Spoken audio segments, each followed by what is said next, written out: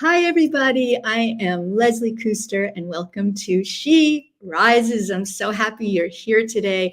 I am the best-selling author of my book, which is called 7 Keys to 7 Figures, the Women Entrepreneur's Guide to Money and Freedom. So if you're feeling stuck, if you're feeling like you need a bit of a kick up the butt or anything like that, go and grab my book. I also have a free resource list for you if you just head over to my website at lesliekuster.com. The resource guide is really cool. It has a lot of like my favorite podcasts, my favorite books. I have even coaches in there that I recommend in different industries. So go and grab your free resource guide as well.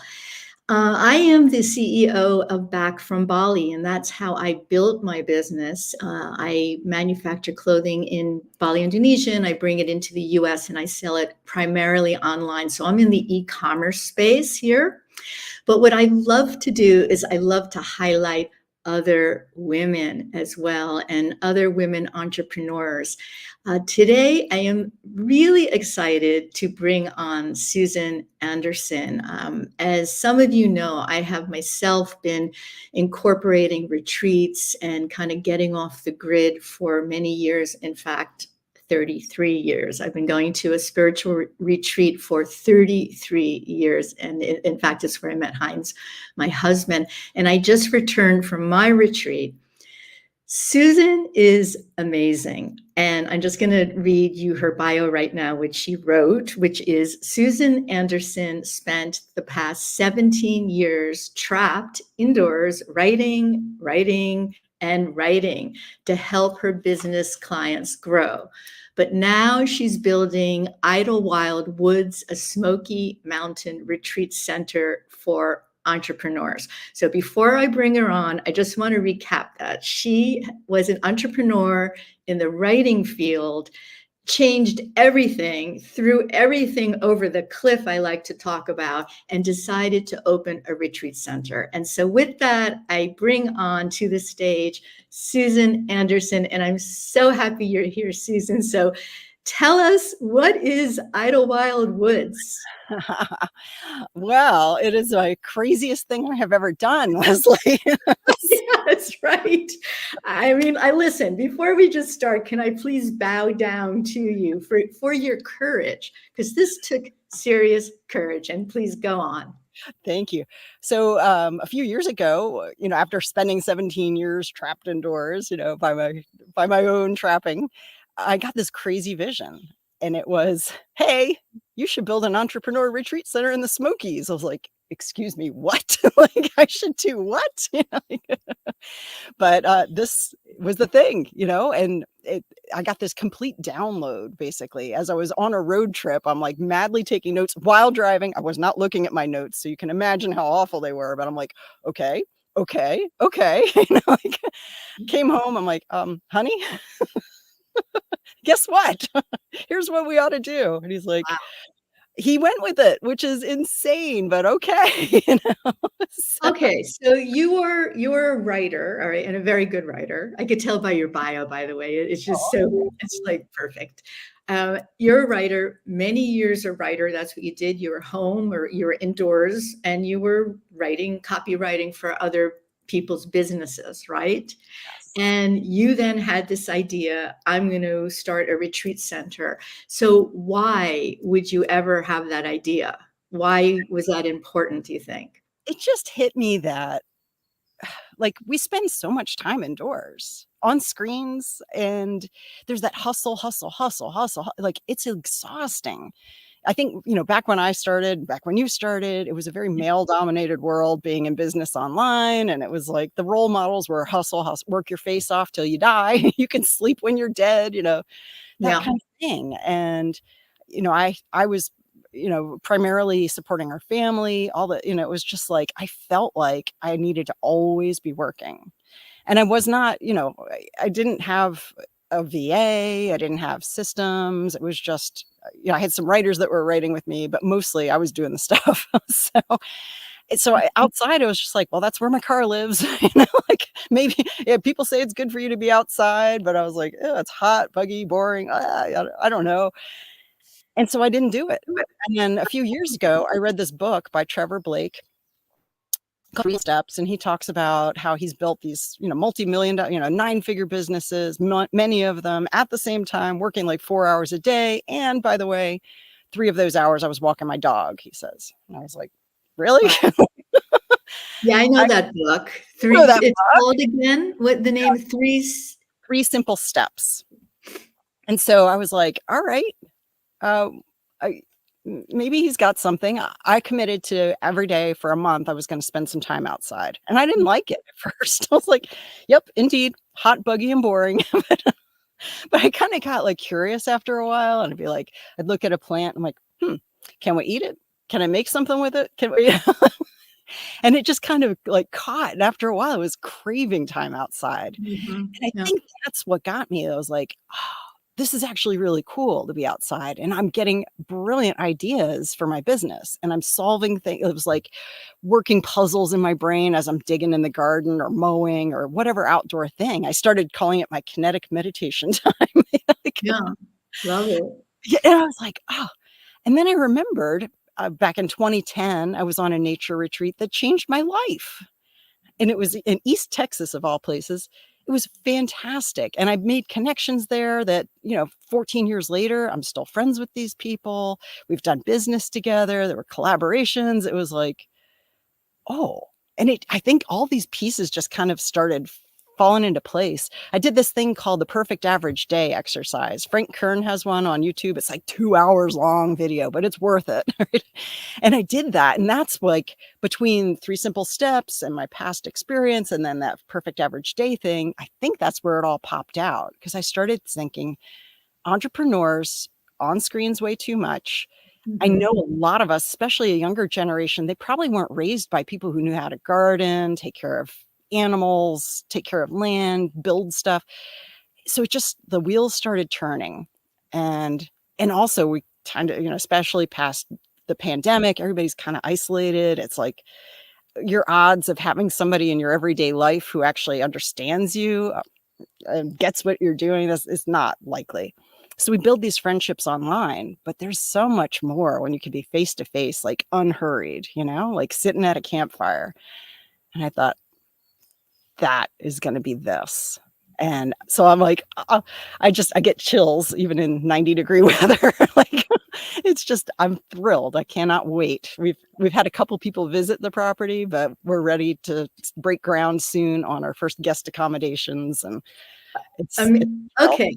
So you were living where before? I was outside of Huntsville, Alabama. Okay, you're in Alabama. You had this download, which I love that you say that, because sometimes that's what it is, right? It's like we kind of, when we get out of our regular routine and we especially get into nature, where I've always believed like nature and trees, like they literally have a healing power for us. Like there's some energy that's coming off of nature that just heals us. We could walk outside and be, and by the time you finish the walk in nature, you've been calmed down. And I don't believe it's just coming from us. I believe it's actually coming from the energy that's out there. So you got the download there that you should go do this amazing thing, like throw your life, your husband, luckily came with you, and you're like, I'm going to open a retreat center,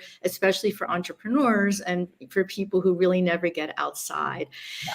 So I want to ask you, did you have the money to do this? Because this No. is No, not even close. not even close.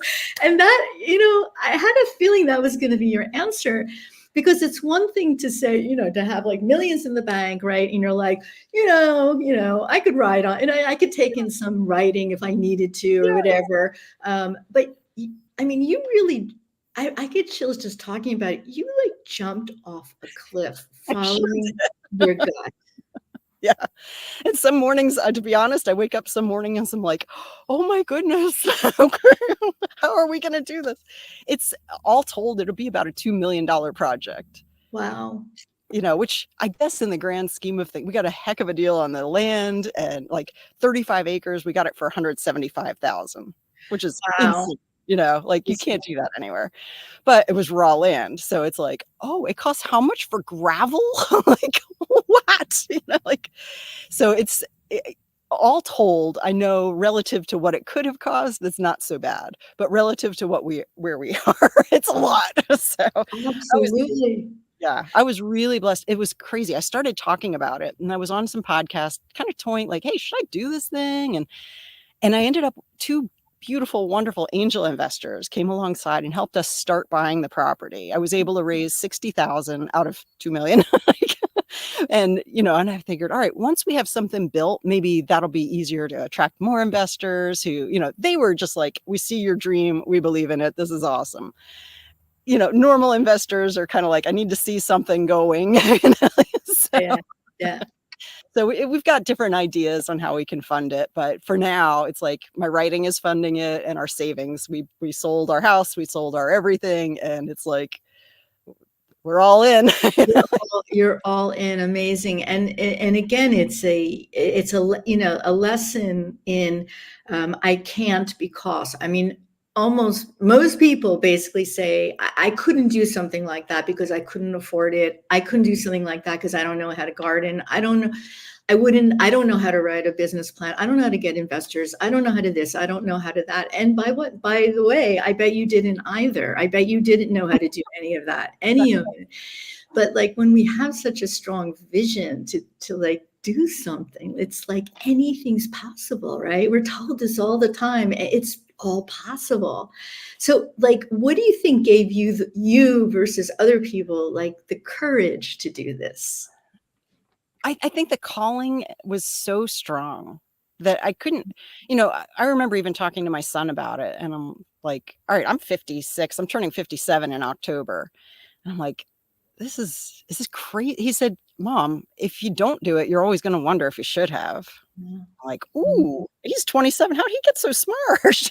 Like, and he wasn't the only one. Like I kept hearing that and hearing that. I'm like, it's true. And, over the past 20 years, I've known so many entrepreneurs and felt I love them. We solve we take ownership of problems we didn't cause. We come up with beautiful solutions to serve our people. We throw ourselves into this. I'm like, they deserve it.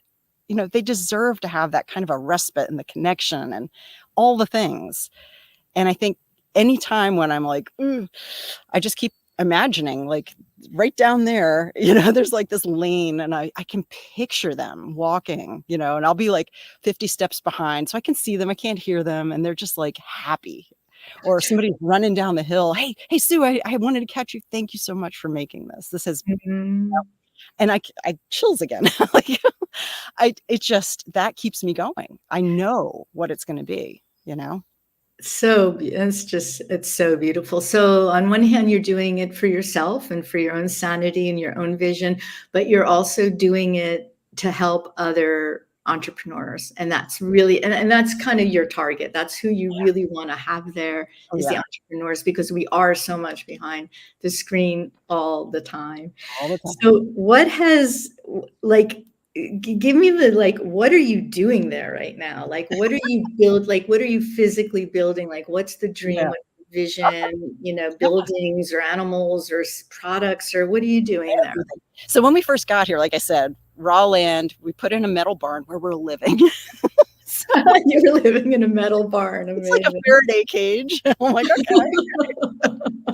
It's like a suitcase. You have like a suitcase in the barn too? No, we have everything that we own is in the barn as well. We have about 300 square feet that we actually live in. It's a 1,200 square foot barn. So there's building supplies, there's all this kind of stuff. So, and we'd put in a gravel road, a very expensive gravel road. Just there was no road. There's nothing, and you can't drive in mud, So that was first. We also had to shore up the land because there's a creek that runs the whole 35 acres. It's gorgeous, but we couldn't have, like, from building the road, there were all these pieces of timber. We had a 900 feet line of timber that we had to clear. So that's firewood. We're good for a couple of years. You see blessings come in all ways, right? That's it. So since then, we have like a little sleeping pavilion that we're almost fit. It should be finished tomorrow. Down on the creek. We've called that spot Otter Creek because there's an otter that lives in the creek. And so it's rustic. It's made out of, we have a lot of cedar. We're trying to do everything as gently as we can on the land and like use what's here. So we used cedar, which is kind of invasive, built that structure. It's a deck. It's going to be all frou-frou with, girly, like a mosquito netting thing over the bed and all that. So then in here, I want to put in geodesic domes, which kind of look like an igloo, but then it's got like a wide swath of windows. Gorgeous. You can turn them whatever way is the best view. And so I want to put in like 20 of them here and a meeting space that'll seat about 100 people with a like commercial level kitchen as well. So we can have caterers come in and do the thing there. But then like throughout the hills, we're going to put things like a wood-fired hot tub, a sauna, with cold plunge. Every dome is going to have an outdoor shower as well as, the very nice interior and all this. And I want to do stuff like a walking labyrinth. People go to meditate. You just walk. And then animals.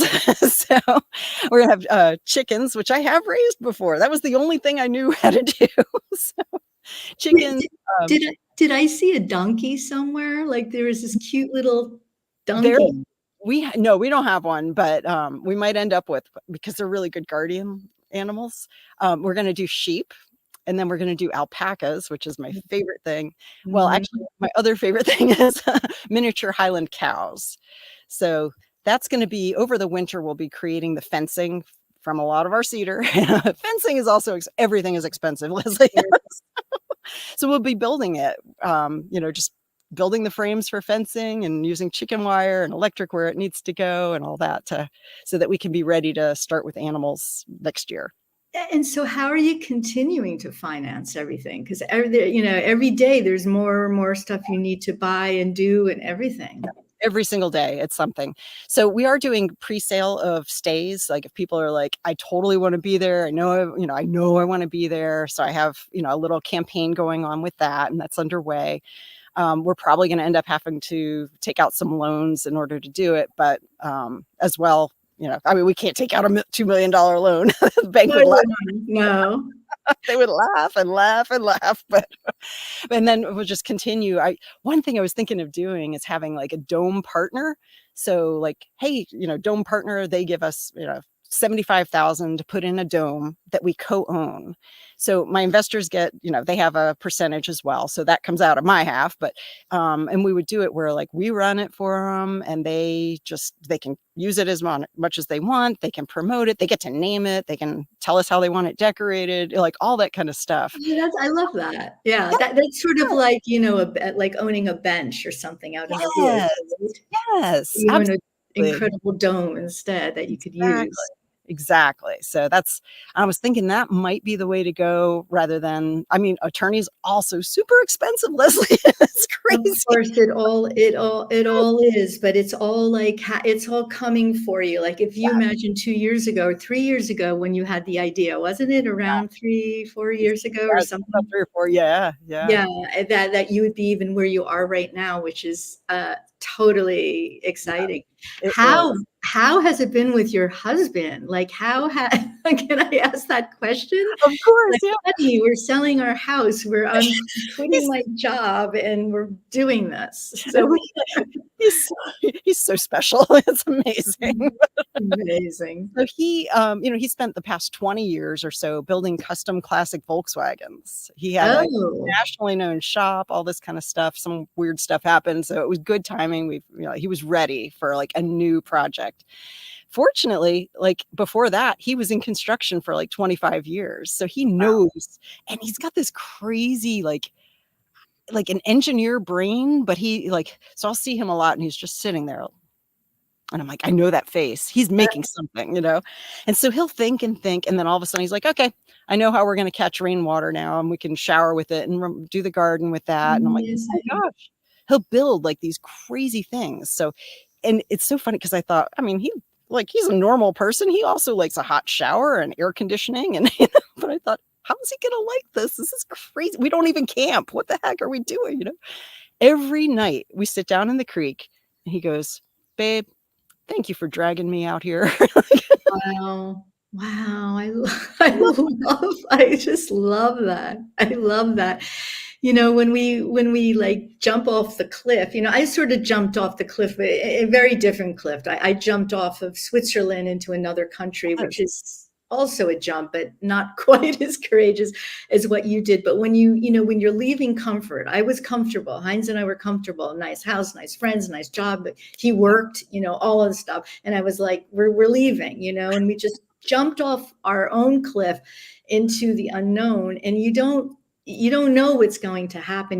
There's no guarantee of anything, but you kind of know it will be good because you feel it so much. Yeah. You really want to do it. And then magic happens because, what you said earlier, Susan, is that like what your son said, or rather your son said, is like, how are you going to feel if you never do anything like this? And this is the question I believe we have to ask ourselves over and over, right? And over again is, how are you going to feel on your deathbed when you just have been like, well, that was a good idea, but Exactly. and right? Because this is it. This is our time is tick tock, tick tock, tick tock. So I'm just like so impressed with everything you've done and so inspired. And I just want to like ask you, how has it changed you as a person? Oh, what a great question. I knew it would change me. I just didn't know how. One thing is, when I wake up, especially those mornings where I'm like, oh gosh, how, like anxious. Yeah. I go outside, use the porta potty. And as I'm sitting there contemplating, I go, you know what? I can do hard things. I can. I've done some very physically hard things here. I'll climb up the side of a, steep slope and do whatever, seed with grass so we don't have erosion, whatever, physical feats of wonder. And I'm like, all right, I can do hard things like this. And I know that if this is a calling, there's no way God would call me to do something that I couldn't do. Love that. Why? How could he possibly? That's a ridiculous premise that he would do that. So I'm like, I don't know how.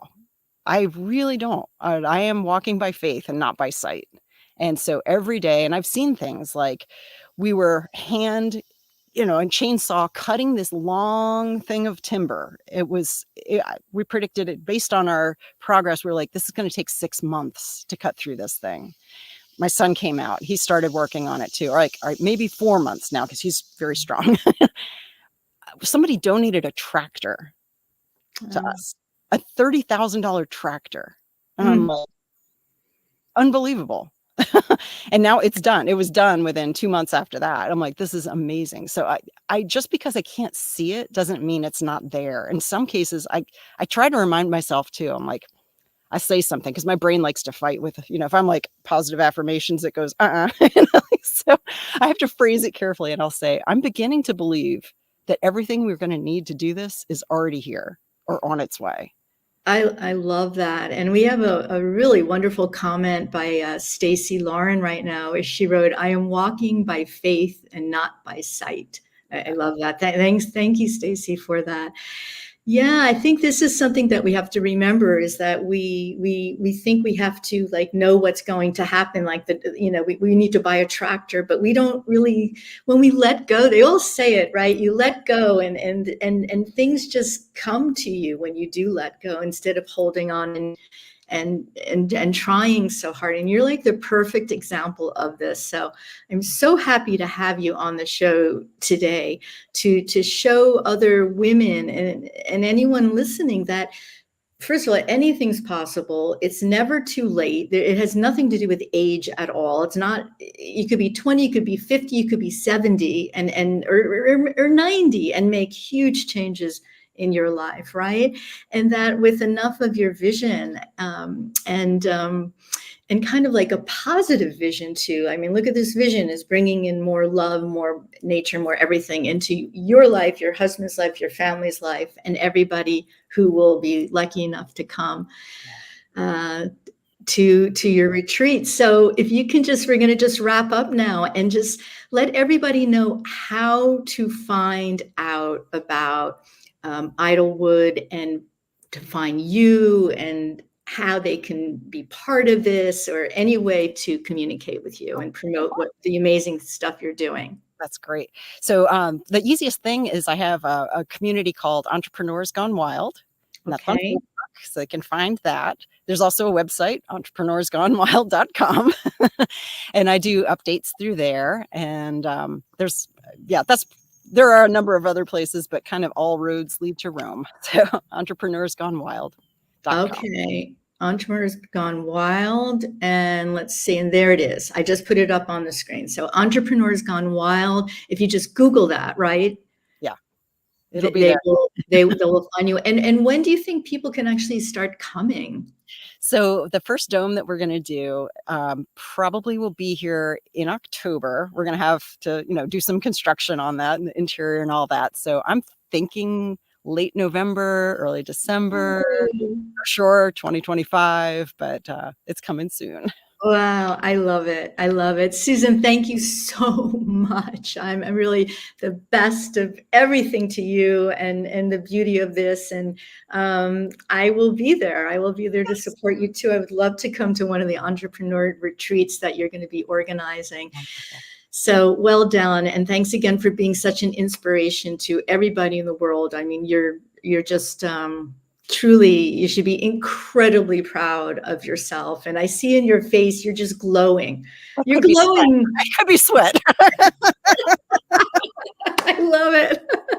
Well, it's working, whatever works, right?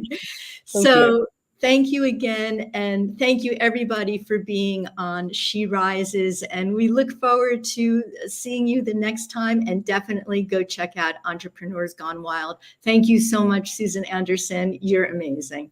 Thank you, everybody. See you next time.